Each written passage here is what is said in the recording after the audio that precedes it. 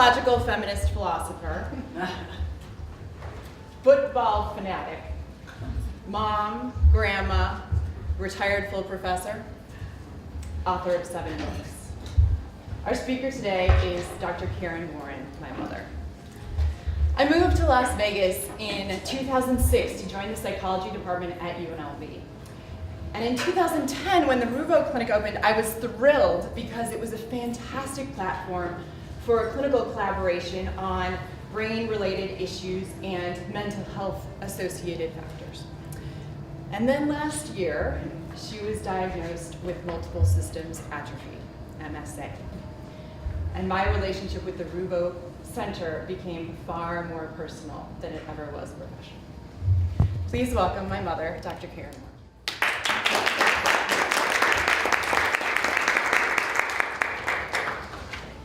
I am dying. Unless I get hit by a truck, I know how I'm going to die. And it won't be pretty. On February 22nd, 2016, my life changed forever. I had been experiencing an odd array of symptoms, but none of them made sense. Dangerously low blood pressure, slight tremors, a sleep disorder, RBD, frequent falls, chronic constipation, intense nerve pain. Doctor after doctor, test after test. Nothing made sense until my phone rang. My neurologist said, "I'm sorry I haven't called you. I just didn't know what to say." And I said, "Just tell me the truth. You have multiple system atrophy."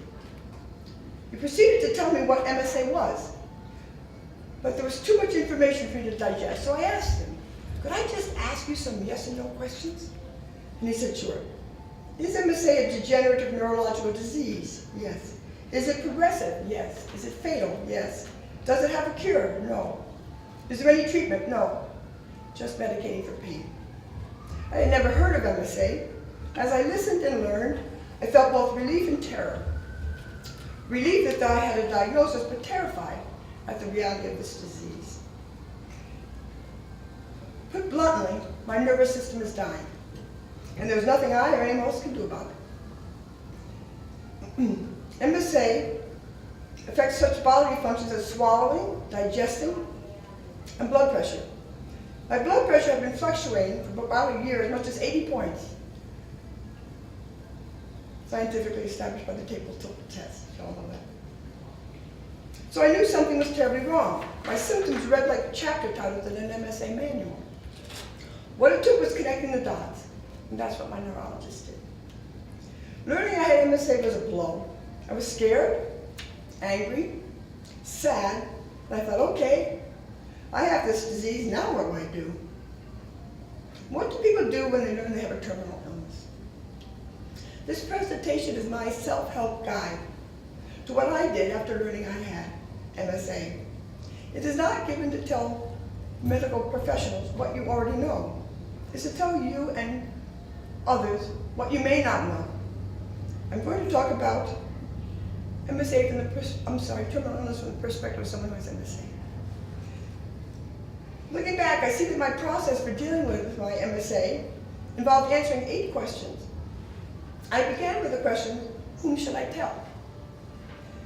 I told those first who were emotionally close to my daughter, my extended family, and a few close friends. The hardest call was the first, to my then 38-year-old daughter, Courtney. I told her the little I knew about MSA, and she paused and asked, "Mom, are you afraid of dying?" And I said, "No, I'm afraid of dying this way." Then I told my siblings and dearest friends. They were shocked. They asked, "Are you sure, Karen?" I answered decisively, "Yes. No one, no doctor, no caregiver, no loved one, not even I, can do anything to prevent this illness from progressing.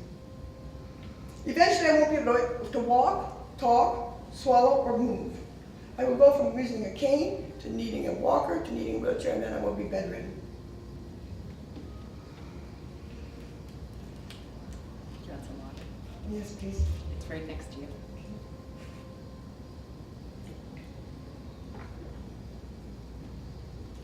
Like me, they had never heard of MSA. And like me, they wanted more information. so we all turned to the internet for that. Next, I told people who needed to know because I would need their services to put my affairs in order. My lawyer, financial advisor, accountant, and various healthcare providers and therapists. For example, I needed help to rethink my finances. Since I no longer needed money until I'm 93, I won't live that long. That's kind of the fun part, I got to spend money. I had to update my will and advanced care directive, since knowing how I will die affects my healthcare needs going forward. What about the people I only know casually? High school friends, neighbors, colleagues. Should I tell them? I wanted them to know, but I didn't want to tell them, so my sister did that. The second question I asked myself is, what do I need? After figuring out whom to tell and saying what I needed myself, I felt totally overwhelmed. I'm a single mother who has lived alone for almost 25 years. I was comfortable with that until I was diagnosed with MSA. Now the reality of living alone was terrifying because I knew I would need help beyond what provided by physicians and healthcare practitioners. It isn't their fault, it isn't anyone's fault. Many of my physicians are also wonderful researchers. They just don't make house calls. They don't live with their patients when we need constant care, nor do friends. That's just the new reality. Overwhelmed by this new normal, I turned to my primary physician for help. I asked her, who will take care of me? I can't do this alone. And her answer, no, you can't. You need a case manager. By the time I returned home, 10 minutes later, I had a case manager. Pretty fast. My first phone call from my case manager was just what I needed. She said, Karen, I'm looking at your appointments for the next week. You see a physician every day.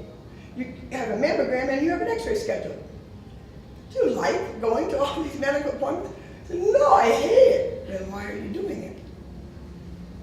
I was stunned. I said, I don't know, I guess I didn't have any choice. She said, but you do. You can make choices about what you want as a person living with a terminal illness called MSA. You just need to figure out what you want, what makes your life valuable or meaningful.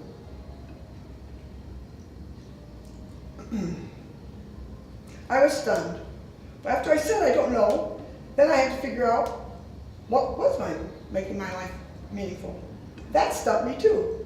As a philosophy professor, surely I was capable of saying what I value, what gives my life meaning. But in fact, I didn't really know, at least not in the context of dying. Yeah,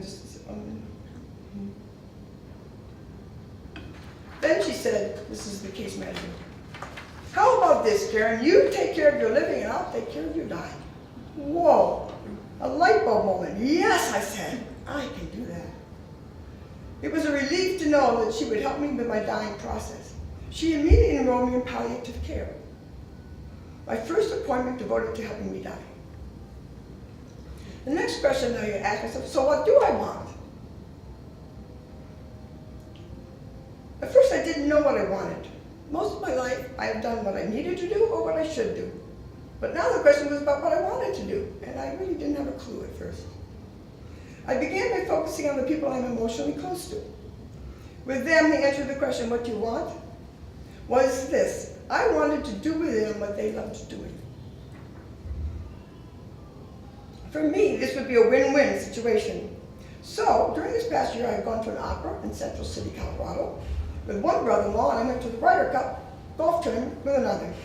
I've been to Florence, Italy, with my brother, sister, and sister-in-law, and I've been to Hawaii with my daughter and grandchildren. I've been to Vikings home football games with friends who love football, and I invited my three siblings to a full day at a spa in Minnesota. We call it the Sibs Extravaganza. A day of luxurious pampering with massages, facials, and painting our nails bright red, including my 75-year-old brother. When someone asked a family member, what is Karen doing? He said, well, she seems to be doing whatever's on everybody else's bucket list. I guess I am, but mostly I was just having fun. Other answers didn't come so easily. Excuse me. Listening to others who were dying from a terminal illness, I realized that often what we want, even in our compromised physical state, is to just do ordinary things. Like wash the dishes, clean the house, go for a walk, work in my garden, swim, or exercise. But sometimes these ordinary things are precisely those our medical practitioners and others don't want us to do, lest we fall. And we do fall, sometimes very painfully. The brain centers for balance and coordination continue to exact a price, no matter what I do. And that's just it. There is nothing I or anyone else can do to alter this progression.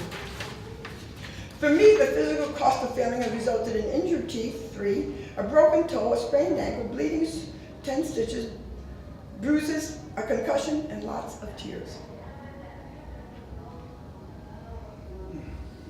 These consequences of falling are very real, justified concerns, and I feel the same way. I don't want to fall either. So what should I do? Well, it's complicated. What I want medical practitioners and caregivers and others to hear is this. Please understand why we persist in doing these ordinary things, even though we fall. We do them precisely because they are ordinary. We do them because it gives us some control over our own lives. They help us not feel powerless by a fatal illness that leaves us with so little control. For me, the goal in a situation where I have so little control became control the ordinary. Other answers to what do I want required answering a deeper, more philosophical question. This is the fourth on the handout.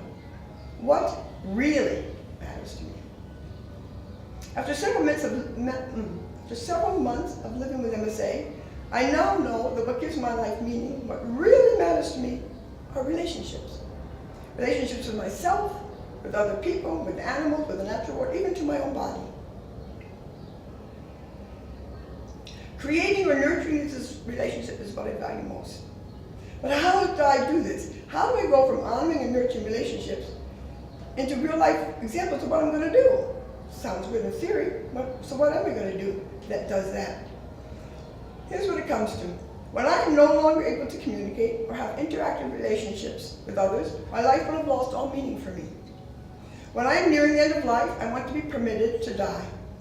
I now have an advanced healthcare directive that specifically states which medical treatments I want and which I don't when I'm close to dying. Ultimately and unequivocally, I want end-of-life options that permit me to have medical aid in dying. To this end, I have worked with the organization Compassion and Choices. The sole purpose of that organization is to improve care and expand medical aid in dying. Choices for terminally ill people. I'll come back to this at the end with regard to question number 8. So now, question number 5, I have to say, what difference does it make? Or do I have time for this? Actually, this came from you, Leslie, Dylan. I told him that I had to remember him. I keep telling him like I remember him. He goes, what difference does it make? I said, exactly. So the question really is, what difference does it make? Do I really have time for this? My time is a little short here. The precious time I have left matters. How do I want to live it? Not die it, but live it. I found myself asking, will doing this or saying that make a positive difference to my health and well-being? Does it make a difference to me whether I participate in a research program, take an X-ray, or have a mammogram? My guiding principle has been this. If doing something makes a positive difference in my life, then do it. If it doesn't, don't do it. Asking these 2 questions helps me decide what really matters to me. Do it if it helps your well-being. Don't do it if it doesn't. My 6th question then, will this action enhance my quality of life? Although there is no cure or treatment for MSA, medical practitioners and others say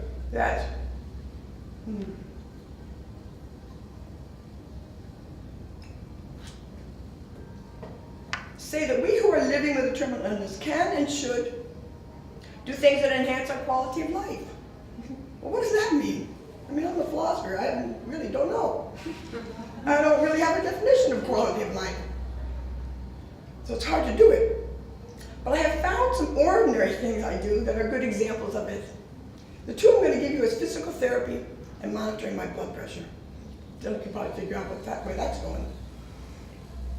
Here they are. Soon after I was diagnosed with MSA, I began physical therapy. One day I asked my physical therapist this question: if MSA has no cure, no treatment, what am I doing here? His answer was illuminating. You cannot control or stop the brain from deteriorating. Your balance and coordination will continue no matter what you do. But the physical therapy we are doing will build your core body strength and improve your ability to walk without falling. That's the goal here, Karen, not falling. And now, a year later, he was good for his word. I have fewer falls and I am healthier than I've ever been around brain and coordination. Physical therapy has dramatically improved my quality of life. My second ordinary example is blood pressure monitoring. Even before the official diagnosis of MSA, I needed medication, Midodrine, to raise my extremely low blood pressure, orthostatic hypotension. For more than 1 year, I recorded my blood pressure 4 times a day in 4 positions for a total of 16 blood pressure recordings a day. From lying down to sitting to standing under 2 minutes to standing above 2 minutes. 16 times a day, if the blood pressure cuff worked. It was a slow, burdensome process that I found disruptive of my daily living, of activities that I wanted to do each day. Over time, I learned to take the medication at 4 distinct times.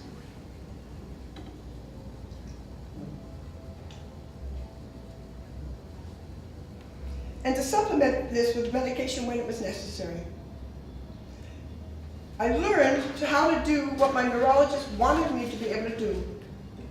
I learned to medicate to the symptoms, not to the blood pressure numbers. It's been about 5 months since I overtook my blood pressure. I haven't taken it because I know now what it feels like to be starting to get low blood pressure. With these 4 regular times a day, I was probably safe, but I now have about 3 in the morning instead of 1. So my quality of life has improved dramatically by not having to take my blood pressure 4 times a day. So my 7th question, what are some practical things a person with a terminal illness like MSA can do to enhance their quality of life? I found that there are many practical things I've been doing that do enhance my day-to-day living. So here are some. Save the cards, letters, emails, and texts that people send you. They are living eulogies. Eulogies you get to read before you die, that you can enjoy and read now and later. Post updates about your health and experiences on a website such as Karen Bridge.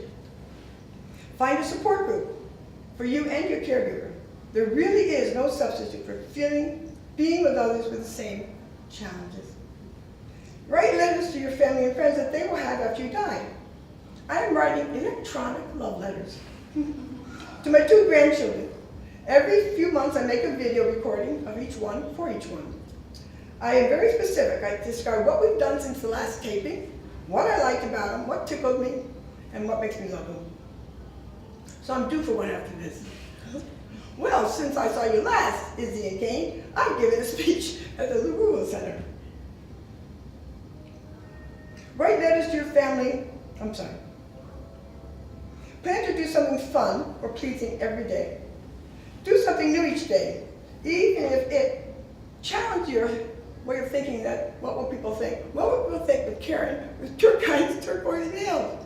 I don't know and I don't care. And I don't know, turquoise matches my outfit. How's that? That's right. Yeah, really.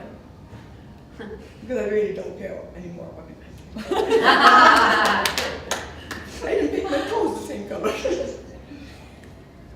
In fact, this is happened to me. When I got home, and my granddaughter, Izzy, saw that her mother and grandmother had painted toes, she started to cry.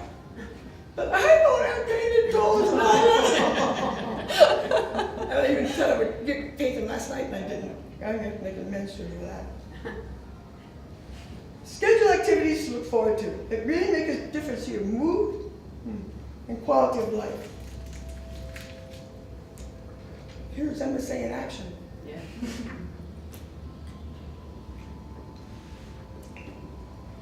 When bedridden, perhaps unable to communicate, visitors may feel uncomfortable seeing or being with me. They may not know what to say or do. So, my caregivers will post a list outside my door of suggestions of things that you can do while they're with me. Here's some of them.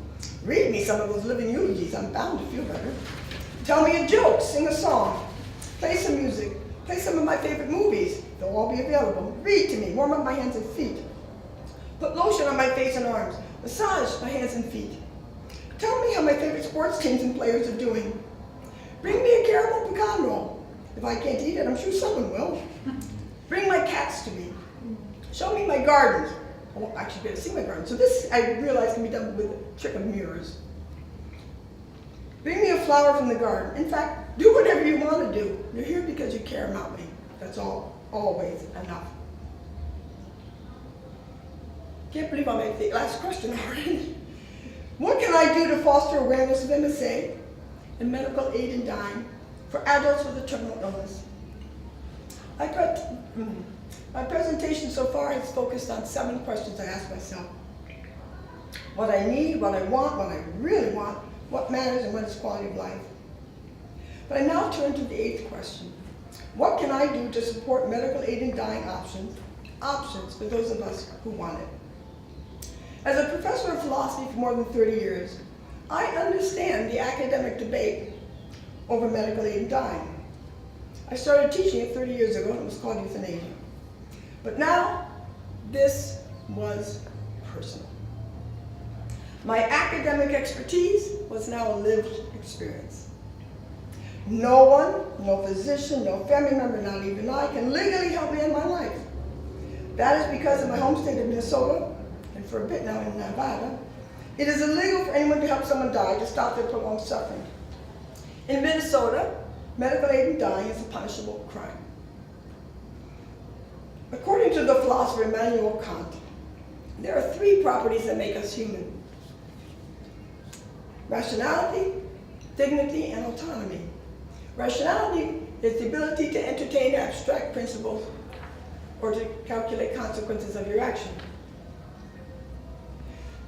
Dignity is knowing that humans have intrinsic worth.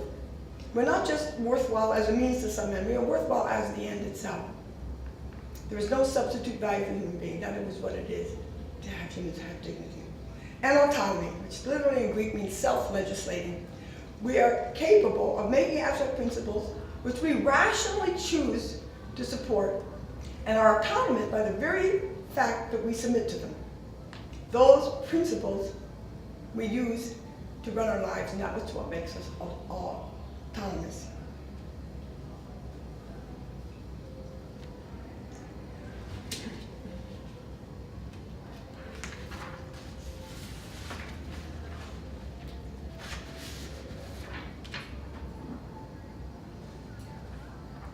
These 3 properties of what makes us human are precisely those that are at risk by depriving people like me of the option to choose medical aid in dying. How does it do that? It does so by overriding, not preserving, the very properties that make us human, our humanness. Physicians vow to do no harm. They think that this means keep people alive at all costs. But this interpretation of do no harm is, in my mind, harmful. Why? Because it deprives people like me, rational, dignified, autonomous adults, who suffer from a painful terminal illness. It deprives us of the opportunity to choose how we will die, even in front of the horrible suffering we will have. Medical aid in dying prevents, not promotes, this harm. The harm committed by not honoring us is to deny our basic humanness. Denying the medical aid in dying option to people like me is not only wrong, it's cruel. I now work to make the Minnesota End-of-Life Options Act law in Minnesota and elsewhere. I urge Minnesotan lawmakers to go beyond the intellectual defense and listen to us. Their constituents who are facing a certain painful death. I ask them to permit us the peace of mind that comes from knowing that we can decide when enough is enough. In conclusion, there are many challenges of dying with a terminal illness. They're very real. But there are also blessings.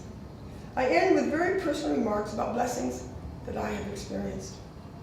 One blessing is that I have time to prepare for dying. For example, cleaning out my closet, giving away clothes, doing those things I can do.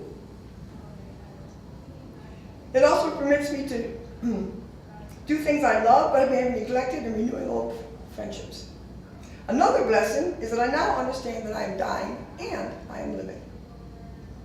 Dying is a part of living, and living is a part of dying. Every day I remind myself that knowing I am dying offers me the opportunity to be my best self, to spend the time I have left by living fully in the present. I laugh, I cry, I'm silly, and I embrace the ordinary, even if I fall. There will come a time when I won't. I will have enough of falling, but it isn't yet. But the most significant blessing for me was totally unexpected. Sometimes, kind of like now, I'm happier than I have ever been. People say it is because I'm living in the present that I've let go of the past. Well, that certainly is part of it. I have worked hard for decades to successfully overcome very difficult challenges in my life. I did that. But something else is also happening, something I didn't will. When I let go of the past is still there. I can see it, kind of a blur, but I can see it in a long way away. There are things that are still there. What is new is that there is no emotional tug on me from behind, from the past. The happiness and freedom I experience in the present is not something I will. It's not something that I made happen, not something I did. There are no things to let go of. Things in the past, because it's not about things at all. It is about a state of mind. The happiness and freedom that I experience in the present is real. So I did let go of the past, but the past also let go of me. I often see myself in the future, what I will look like and experiences I want but will not have, especially seeing my grandchildren and spending quality time with my daughter. When this happens, I have to resist. I have to say to myself, don't go there, Karen. You will be there soon enough. And when I'm capable of doing that, I am situated in the present, and I am just plain happy to be here. Thank you.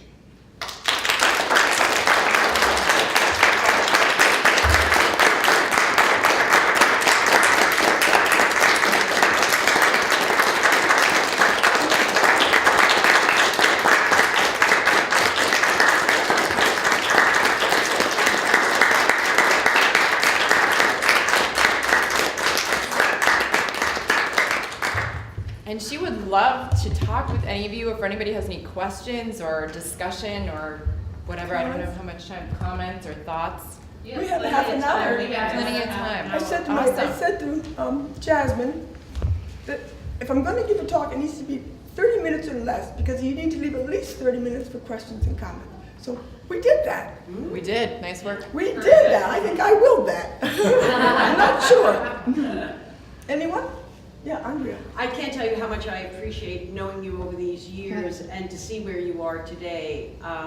Minus the initials attached to you, you are truly the happiest I've seen. And I will tell you that you told me a group of things, having parents that are 92 and 96 years old, that I hadn't put in proper perspective when I've been trying to get them to do certain things. So it was a real gift just hearing you be able to say, you know, think of this, think of this. It was really wonderful. And it's, again, minus the initials, this is the most incredible I've ever seen you. Ken? Two things. Is a copy of that available? Yes. Okay, that'd be great, because I mean, so those recommendations, I look back at people that I've lost, and I wish that I would have done some more of those.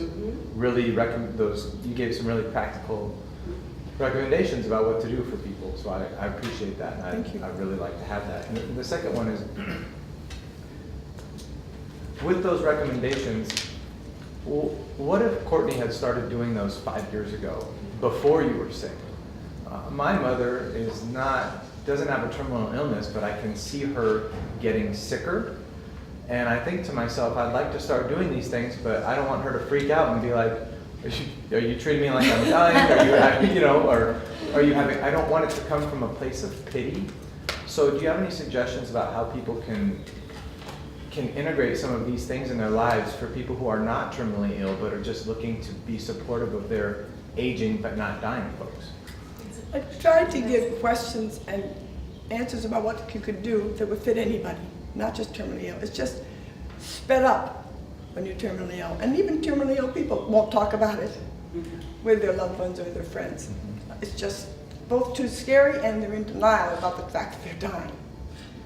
When I first went to my first MSA support group, I didn't go with a caregiver. Everyone else had a caregiver. And the facilitator started with me. She said, well, Karen, welcome to the group. What would you like to talk about? I said, I'd like to talk about death and dying. Silence. I guess we don't talk about death and dying at this clinic of people for terminally ill illnesses. So the next month they said, why don't you start, Karen? What would you like? I'd like to talk about death and dying. Third time, they wanted to talk about death and dying. So it may not work the first time with your mother. All she needs to know is that you love her and you want to do things that are fun with her. Does she have any ideas what those be? You just go through this list and eventually she'll do it with you. I believe that. Does anyone else want to give Ken feedback? Because I do have parents that are 92 and 96, but the list that you gave, they're just things that you would do out of, like, who cares if they're dying? These are just things that make humans feel great, that we don't in our busy lives pause long enough to actually do. So I wouldn't attach it to any end game other than in this moment, I would like to start doing this because I realized I haven't. That's great. Thank you. I think we'll publish another blog probably also with all those suggestions. And I'll send that to everybody in here if you'd like. I'll let Courtney figure out how to get these things to you. I will figure it out. That's not on her list I anymore. Pick up what is it? Pick up the mantle Yes. and start doing it now. Especially what I'm calling these living eulogies. My God, I can't believe how it changed my life. I retired, semi-retired in 2009, officially in 2013. And I had a real identity crisis. I knew who I was as a feminist philosopher. I knew my books, I knew my reputation. So when I lost it, I just felt lost. And what I really felt, it took me a while to admit this, is that I felt unimportant. I felt I didn't matter anymore. And I tried all kinds of ways to make myself matter to others and it didn't work. So one of the women, unbeknownst to me, communicated with the feminist and the philosophical webpage and said I was dying. I got these incredible letters. And at that precise moment, I never again felt that I wasn't important. Those 5 letters freed me up more than anything else I could have done. So why? Because they're living eulogies. You get to hear them. You don't get to hear them if it's your funeral. Right. I just wanted to bring up something that we spoke about a couple of days ago. And it is very inspirational because living with a sense of purpose shouldn't happen when you have a terminal illness. It should happen always. And living and doing the things that you enjoy should happen all the time. And I remember having this conversation, what is it that gives you purpose? What is it that you like to do? And it needs to be done all the time. So it's inspirational to hear you speak because it's a reminder that we need to pause to do the things we love to do, always. So thank you. Ken? Sometimes I can be impositional with people, and I'm thinking about what you're saying regarding autonomy and dignity, and I invite conversations that people don't want to have. And You're so also a therapist. Right. And so I'm struggling with, I can open these doors with my mother, but I wonder what you might have to say about if somebody doesn't want to go there. They won't go there. Do you keep opening that door, or do at some point you just take the message and be like, they don't want to go there, and you just stop going there? And so there's a question behind all that, and then the other one is, once the people in your group finally went there, what was the result? It was phenomenal. We started sharing in a different way. A guy who had never spoken came on the third meeting, picked a card out of his shirt, and it was a medical alert for MSA. He couldn't speak, but the third time he wanted people to know he had this illness. And he pulled out the card. We all wanted the card. And so it started to open up things we could talk about, like getting a medical alert card, which says things like, if I look drunk, I'm not. If I say I need to go to the bathroom, I need to go to the bathroom. Very practical things. That's the first thing I'd say. I always say something about one other person, two other people. There's a man in our group who has PSP, kind of palsy. And he never had spoken. He's in a wheelchair, he's tied in, he sort of looks like a homeless man. He's there with his wife, like this. And every time I would ask him a question, anyone would ask him a question, she'd answer. And she'd always say to me, he can't hear you. So next week I'd ask questions. I said, totally unplanned. Okay, group on 3. 1, 2, 3. Hi, Jeff! He looked up, he smiled. He just needed us to know he was there. All I had to do was speak more loudly. Next time, the next month he came, he was in a wheelchair. I thought he was lost because his wife was putting him into this lobby where I was. So I went over, I got down on my knees, said, "Hi, Jeff, do you remember me?" And she said, he asked to come in here to talk to you. All we did was yell louder for him to hear it. And the one that's probably the most difficult for me is a woman who's a novelist. She's 63-year-old. She can only move her pupils. She comes to group when she comes with her daughter, who fortunately is an RN, and she just lies there. This is all she does. That's her life.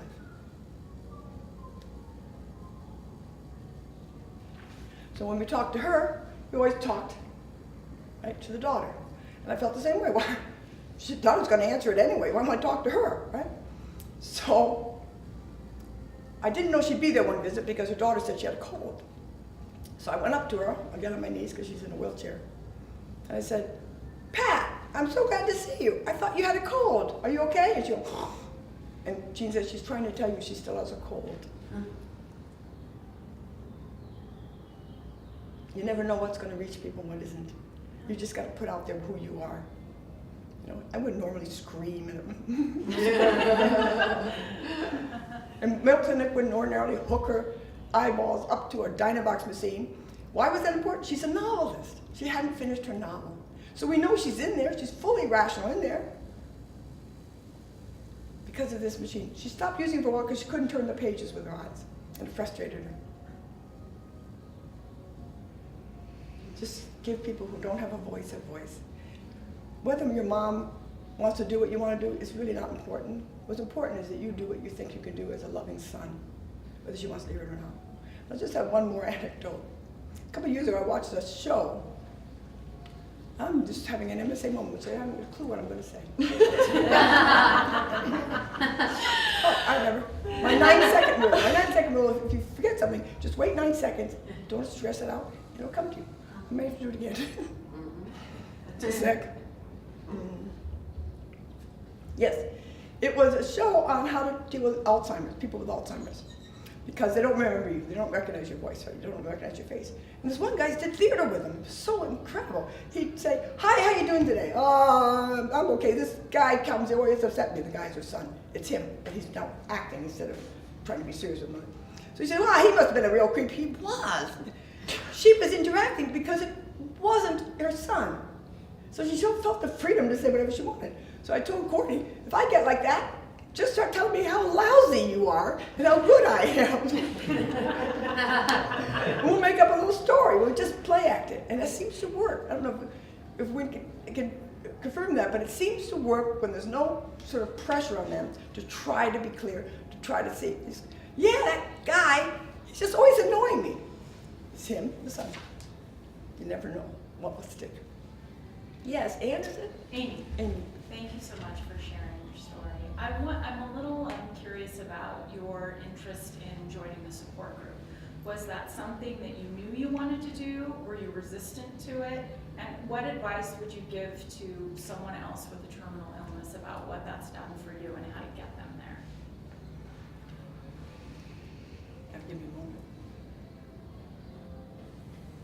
Nope, gonna need help. You were reluctant. Were you reluctant to join us? I was. The reason I wrote this is there isn't anything out there about what to do when you're learning to have a terminal illness. And I realized, well, creating widgets. So I'm just gonna figure out what to do. After I did my healthcare director at McAlroy, which took me 3 months because it was painful. I didn't have to be so specific because it's illegal, but I wanted to make sure they knew. If the only way I can communicate, got this from Pat, is to do this, that's yes, and this is no. And so we've been practicing. Right? And my sister, who lives next door, she was like, Karen, do you have 6 cats?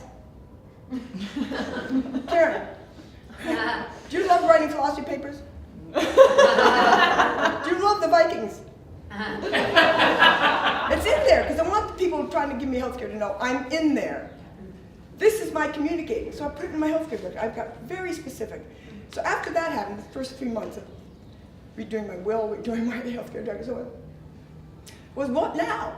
There is no information about support groups out there for rare diseases such as MSA. There's a little bit more for ALS, but PSP and MSA are fairly rare. They sometimes estimate that only 50,000 people in the United States have been diagnosed with MSA. That's the size of a little town. How can you do research if you haven't got a big research sample, right? So there's an explanation why that is the case. But it leaves people like me high and dry. So I just started to catalog. Well, I went online, went to what's called now the MSA Coalition. I asked them if there are any support groups in Minnesota. They didn't know. I went to look it up. One.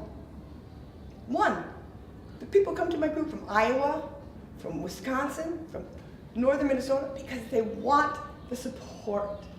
But there was nothing out there that said how to do that. And I wanted this to be 1 year looking back. What did I do? So we don't have to all redo it. We can just add to it.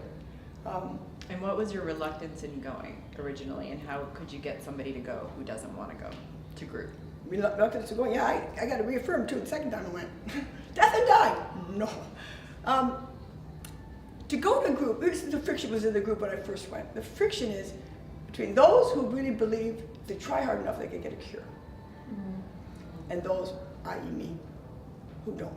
So the first couple months, this is how the conversation went. Obviously I couldn't participate, because they all go to the Mayo Clinic, that's where they get to a doctor. It's 2 hours each way, it's 4 hours once a week, riding to Mayo Clinic. They say, have you tried medical trial that so-and-so's running?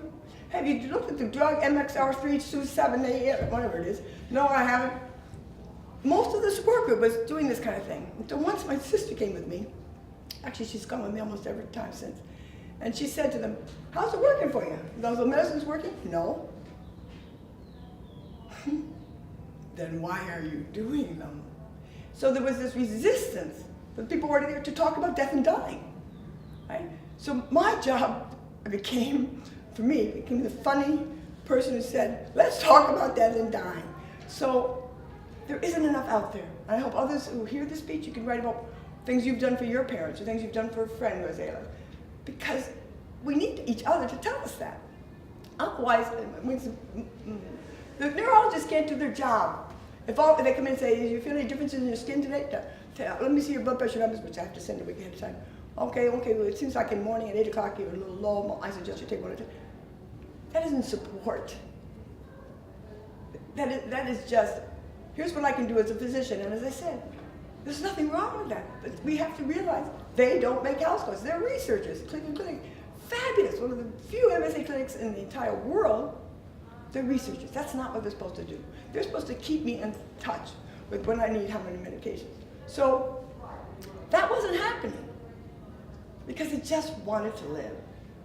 And when they started to give that up and would say they gave it up, one woman in particular said, I'm going because I'm convinced there's a cure.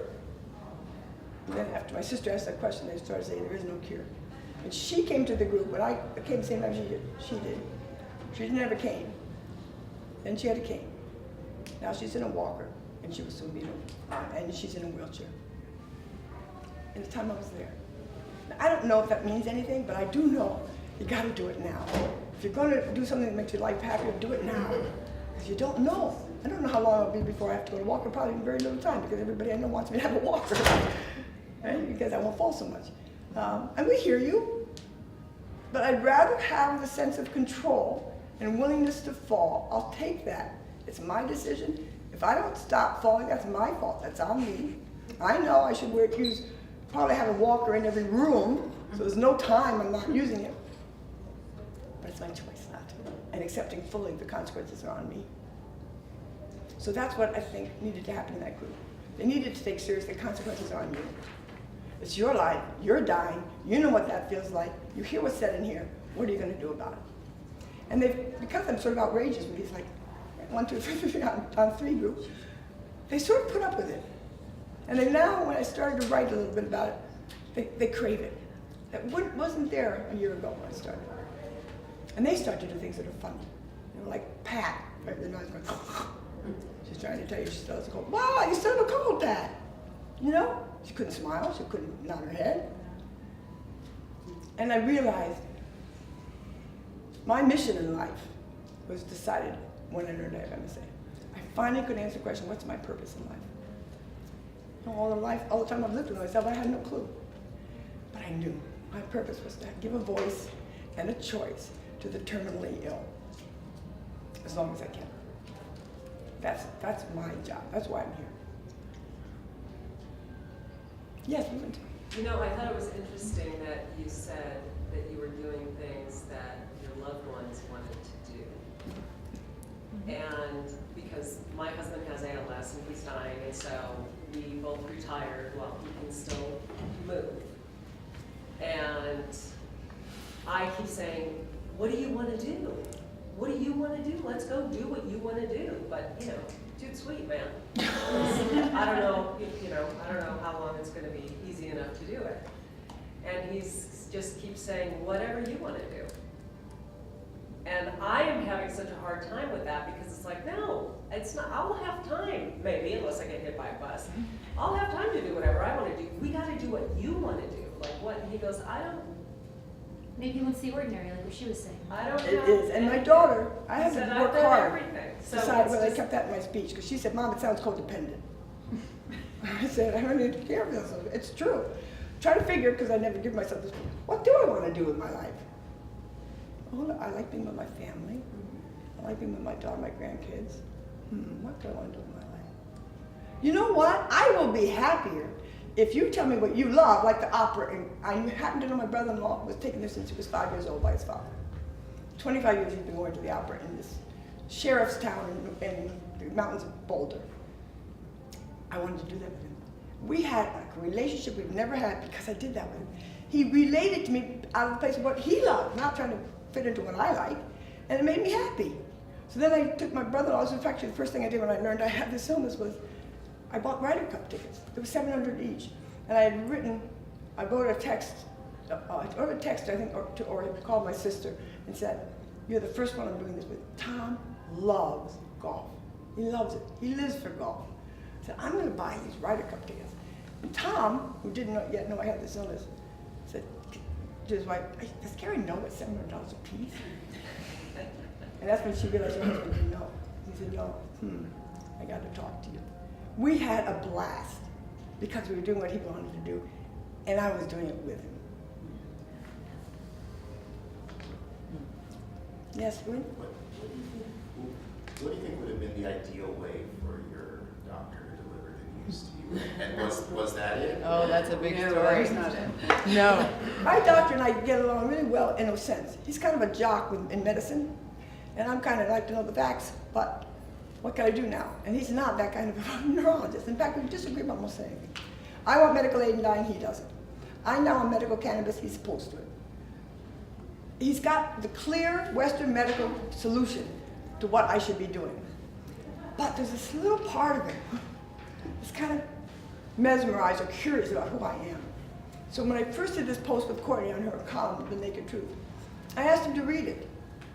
He didn't say anything, that's also true of him. I said, did you read the post? Uh-huh. What did you think about it? I was impressed, frankly. But I had to push it out of him, you know? Yeah. Because I needed him to know who I was. I needed him to know, I know I'm falling. You want to give me another medication, another medication? I don't want any more medications. I don't want more constipation. I don't want more upset stomachs. I don't want any of it. So I'll tell you what, you give me what I need to have medically to the point that I no longer take my blood pressure. That's kind of a sin for a neurologist with a disease that is about your blood pressure, right? But it's kind of become funny now. And so we found a way to relate. He hasn't changed his views, and I'm happy with him. That's what makes him a good neurologist, right? He knows what I need to do. And I tell him I'm doing it. Just not quite how I used to. So I think there can be this harmonious, honest relationship with your doctor. And enjoy some spoofing, some laughing. I said, well, I got approved for medical cannabis. I'm the first person in Minnesota in health partners to be approved for medical cannabis. What do you think? I'm opposed to it. Why are you opposed to it? Well, because it'll open the doors to others wanting to have it. I said, gotta be real here. Open the doors to what? More THC? I mean, what's the problem? I'm gonna get high on this? What difference does it make to me? I would love to get high on it. I would love it. Hasn't happened yet. Well, it has happened, but I can't do that and walk at the same time. But the way that he first told you, you were very mad. I was furious because So you should share that, how that happened. I have a rare sleep disorder, which unbelievably is in the MSA manual on what is MSA.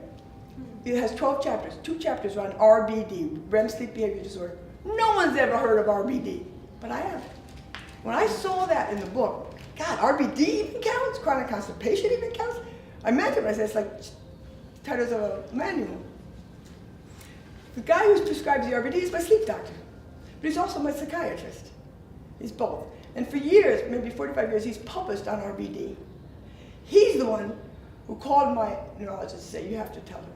Because I happened to go to see him. I said, did you get the results of my DAT scan? You know what that is? He said, no. I said, that's odd, because I signed the release form 3 weeks ago. I didn't get it. Then he called me as soon as I got home, and he said, I hadn't gone to my box yet. I just came off vacation. Yes, it's in. Can you tell me what's in it? Yes, you know you have a rare kind of Parkinson's that is MSA, da-da-da. And then he contacted my doctor. And my doctor twice, that's not just the one I said, but before that said to me, I just didn't know what to tell you. And I have to just keep saying to him, tell me the truth. You think I can't handle it? Heck, I got a terminal illness. I can certainly handle the truth. So I was angry with him. In fact, that day I had oral surgery. So I'm trying to drive like this, you know, with my mouth in pain. I'm not sure what I wanted to say. I get a phone call from him because he hadn't told me yet. He was delaying. He was intentionally avoiding telling her for many weeks because he said he didn't know what to say. The test was on January 22nd. On February 22nd, he hadn't yet told me. That's a month. And when he did, it was exactly what he said. He didn't want to tell me because he didn't know how. And after I heard that and went to an appointment with him, he just said, I'm a little odd on this right now because I went to the other building, but we don't go to the other building until next Monday, and it's Friday, so I didn't even know where my office was. So he was an hour late. He comes in, I said, kind of funny, where you been? He said, well, I've been walking real slowly over here from the other building because I've got something I want to tell you, but I don't know how. And I said, just tell me the truth. He didn't want to tell me the truth. He was afraid I'd fall apart, whatever his reasons are. And I said, you gotta know me by now. Telling me anything else like that is gonna smell rotten to me. So his reluctance is part of the problem for me. The medical cannabis is part of the problem. He didn't like my not taking my blood pressure, but my cardiologist said your heart is 100% healthy. Do whatever you want with your blood pressure. What would have been ideal for him to simply to sort of give you all the information he had once it was collected, give you the information serially over time, and give you an idea of where he was thinking?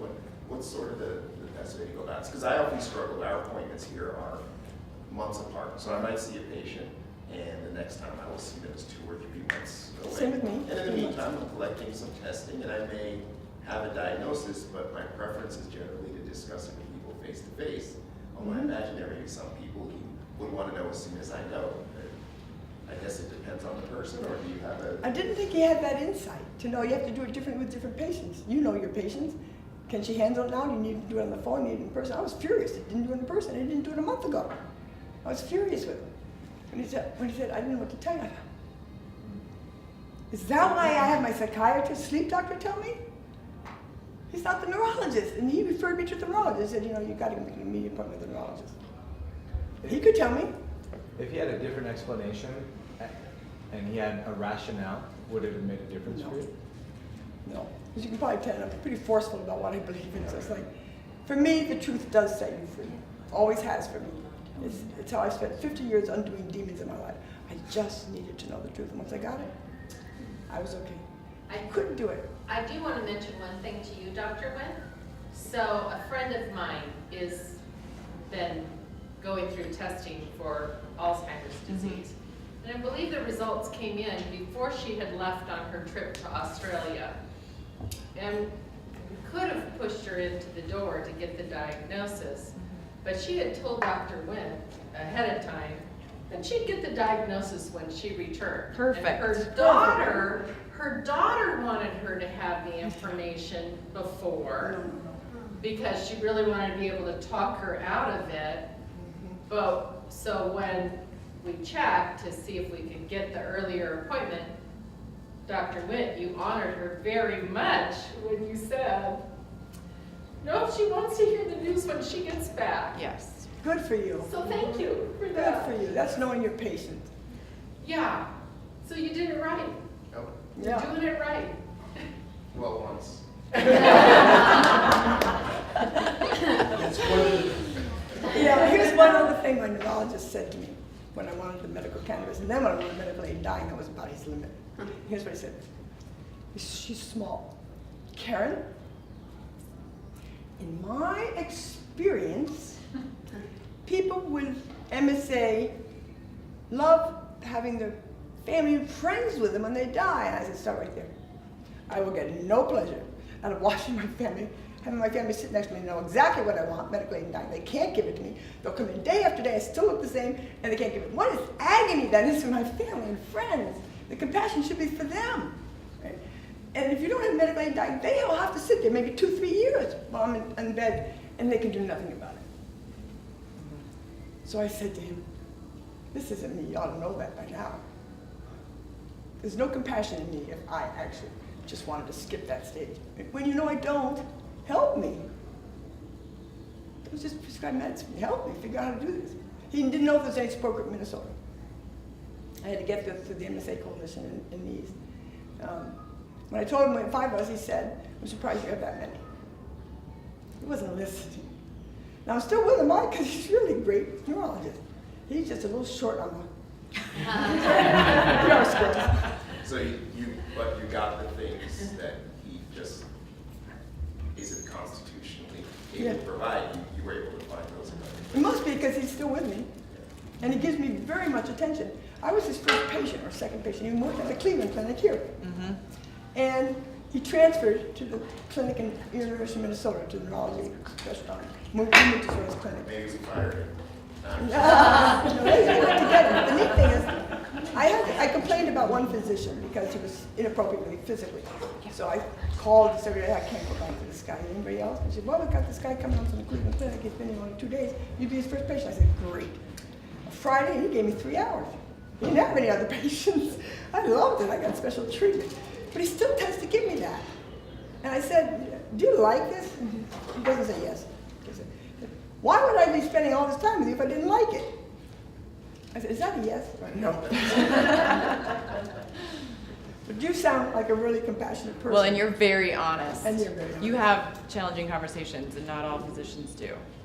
That's my experience of you, anyway. And your wife. Well, you have a psychiatrist as a wife. What are you going to do? I also hear you She's a saying, lie detector. I also hear you saying that you don't want your physicians imposing what they would do in the situation or their preferences onto you, while at the same time saying it's an individualized decision. And what if a physician perceives that the person doesn't want to be told and that they actually do want to be lied to for a Fine, period of it's time? not me, you know. Right?